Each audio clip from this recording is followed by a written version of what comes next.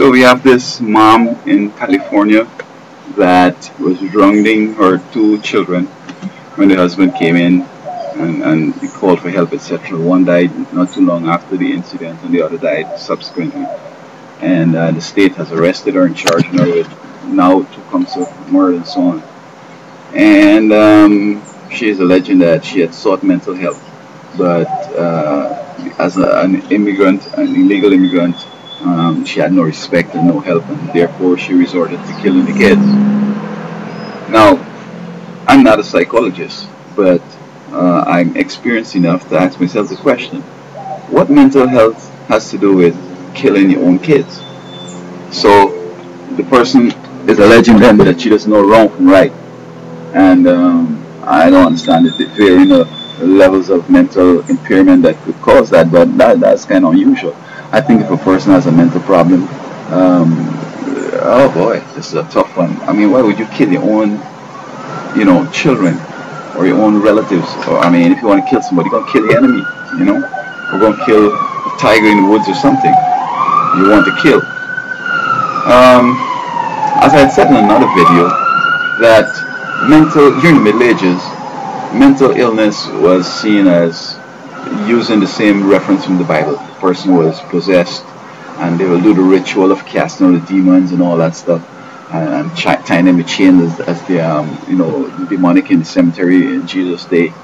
And I'm not sure if they burst the chain like them, like him over there. But they were ostracized and so on. But as science and medicine developed, they discovered that people with mental illness had certain chemicals missing. Different types of behaviors had different types of chemicals, and when they added it back, the person was normal, etc. But it seems to me, though, that either mental illness or evil, one of the two, either could come first, and then the person is end up with, how should I put over this word, evil, in which they have a mental problem and they're satanic. So there's when they're evil. So the person could be born with a impaired cognitive and the whole mental operation, and then the parents hook them up with Halloween and Sesame Street and all these other evil shows, and then bam, they end up sort of evil. Or they could have been born normal, but the parents hook them up with these evil operations, Ouija board and psychics and all that, and they end up having a mental problem. Because you see, with the drug, they probably could do drugs and get the mind impaired. Because drugs and some of the other activities are evil activities. When you're evil, you do things like that. Or in doing it, you become evil. But I think it's such a thin red line that you have to be on your way and being evil first before you try those stuff. And people come out doing exorcism like in the Middle Ages and during Christ's time, hoping that perhaps they could exorcise the demon and then the person will be okay. But when you exorcise the demon, you still have the mental illness, as it were. Now, Jesus, when he came through and that guy was in the cemetery, the only reason why he could have been helped is that Christ was able to read his mind and realizing with all the crazy antics and all the shouting and cursing and everything, deep down inside he needed help and was asking for help. But the demons had controlled his life to the extent where whenever he asked for help, just cursings would come out. And I suspect the same thing happens today. But the problem though is that if Christ had not come and helped him, it doesn't necessarily mean that he would be saved. Because how did this evil thing come on him? He had to accept it. He had to go to a position where he agreed to the possession. I mean, it has to be like that.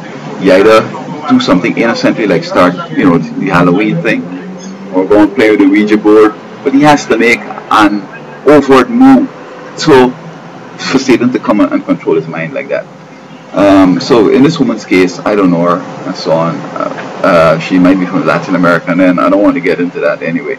But folks come from Latin America have a propensity to, fall into these evil traps.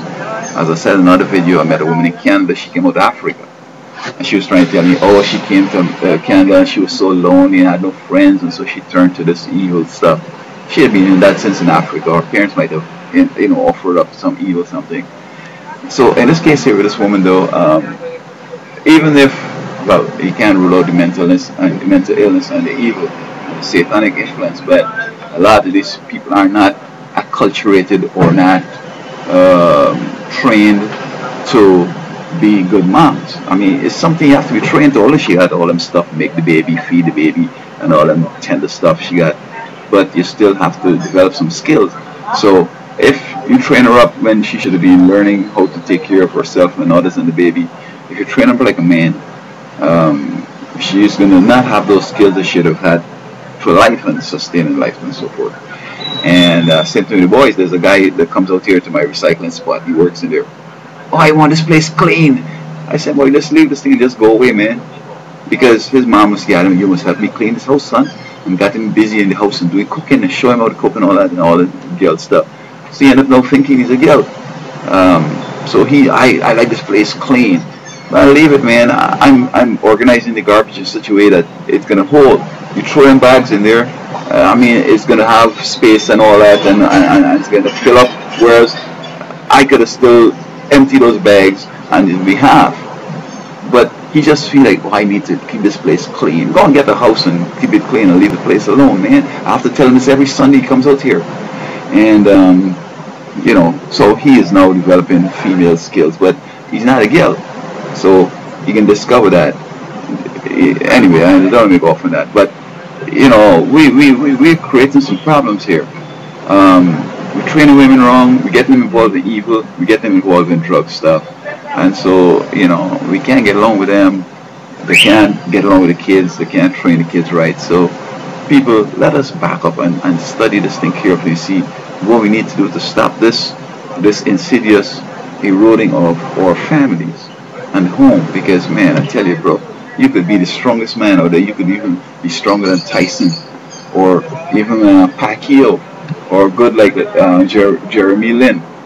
But if the home, your wife, your kids, and you get along and everything ain't good, you're going to become nothing, man. Because when you go home to rest, they give you some hell. Get up, go from here. You can't rest.